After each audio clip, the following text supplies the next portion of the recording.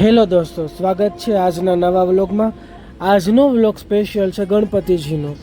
હવે મેં રાજકોટની અંદર સ્પેશિયલ 5 જગ્યા કવર અપ કરી છે.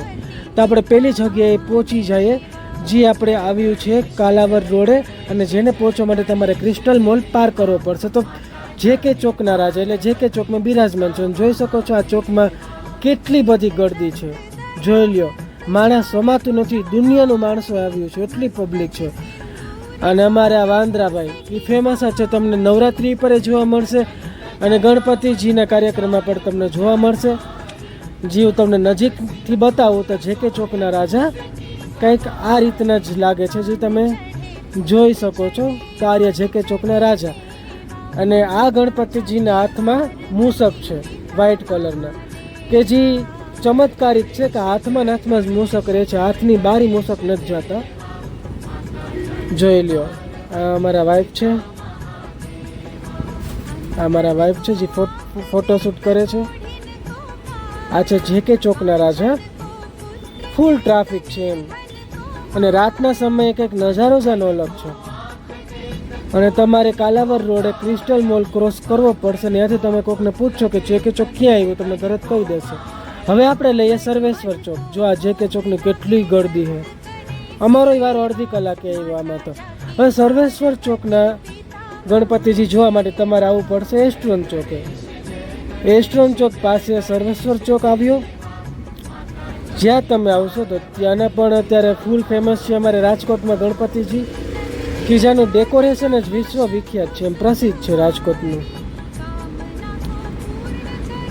અને ખાસ તો એમાં જગ્યા તમારે બહુ માત્રામાં જોવા મળશે, કે જેને કમ્ફર્ટેબલ ફીલ કરી શકશો. તો કેવું લાગ્યો સર્વેશ્વર ચોકના? જ્યાં બહારનો વ્યૂ છે, કે જેમાં બારે પ્રોજેક્ટર રાખ્યા હોય, જ્યાં પણ તમે દર્શન કરી શકો. આ છે આપણે સર્વેશ્વર ચોકના રાજા. તમે કોમેન્ટમાં જય ગણેશ લખવાનું ના ભૂલતા, જરૂર લખજો ડેફિનેટલી. તમારી હર મનોકામના પૂર્ણ થઈ જશે. આ સર્વેશ્વર ચોકના રાજા, જેનું પણ મેં સેલ્ફી શૂટ લીધેલું છે. અને આ તમને નજીકથી હું ફોટો બતાવું. થીમ બેઝ ઉપર છે ગણપતિજી. આજુબાજુમાં ડોરની થીમ છે. ચલો હવે આવી જાઉં, હું તમને ત્રિકોણબાગ કા રાજા લઈ જાઉં, જે અમારે રાજકોટમાં સેન્ટરનું પોઈન્ટ કહેવાય ત્રિકોણબાગ. તો એના રાજા આપણે જોઈ લેતા. જો સુંદર મજાનો ગેટ છે, અને આ બેલ છે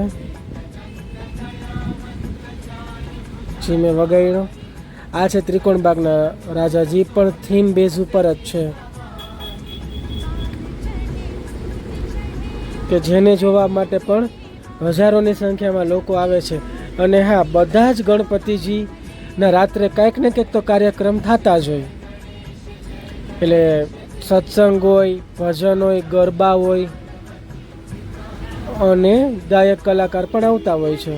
તો જો અમે અહીંયાથી બહાર નીકળીને સુંદર મજાની કાકડી લીધી, સ્પેશિયલ 10-10 રૂપિયાની. તો જોઈ લો, અમે આ એન્ટ્રી ગેટ પાસે પણ થોડી વિડીયોગ્રાફી કરેલી છે વિથ કાકડી.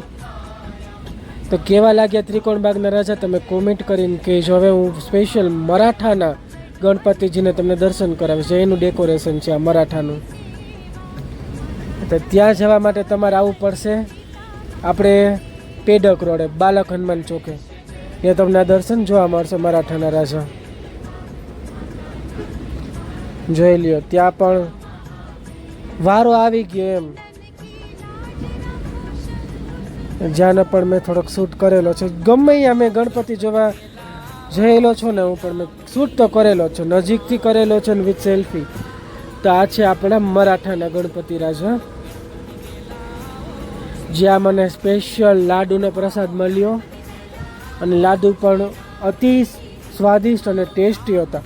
હવે હું તમને લઈ જઈશ ચંપકનગરના રાજા, કે જે પણ બાલક હનુમાન ચોક પાસે જ આવેલા છે. એટલે કે તમારે પેડક રોડ આવવું પડશે રાજકોટનું. તો જો એનું ડેકોરેશનની જ અલગ વિશેષતા છે. ડેકોરેશન એવું છે ને કે આપણે એવું ફીલ થાય કે આપણે આખી રાત અહીંયા સ્પેન્ડ કરી, જ્યાં સુધી લાઇટ ચાલુ છે ત્યાં સુધી. ડેકોરેશન જ જોરદાર, શાનદાર ડેકોરેશન એમ. તો આવો મારી સાથે હું તમને ચંપકનગરના રાજા જોવા લઈ જાઉં છું. વિશ્વ પ્રખ્યાત છે, નેશનલ એવોર્ડ વિજેતા છે ચંપકનગરના રાજા, જેની મૂર્તિ પણ કેટલી મોટી વિશાળ માત્રામાં છે. અમારા રાજકોટમાં one of the most famous હોય તો ચંપકનગરના રાજા, કે જ્યાં તમારે જોવા હોય તો તમારે અડધી કલાકનું તો વેઇટિંગ હોય જ છે. લાલબાગ કા રાજાની બધી આની હારે જ આવે છે એમ ફેમસમાં.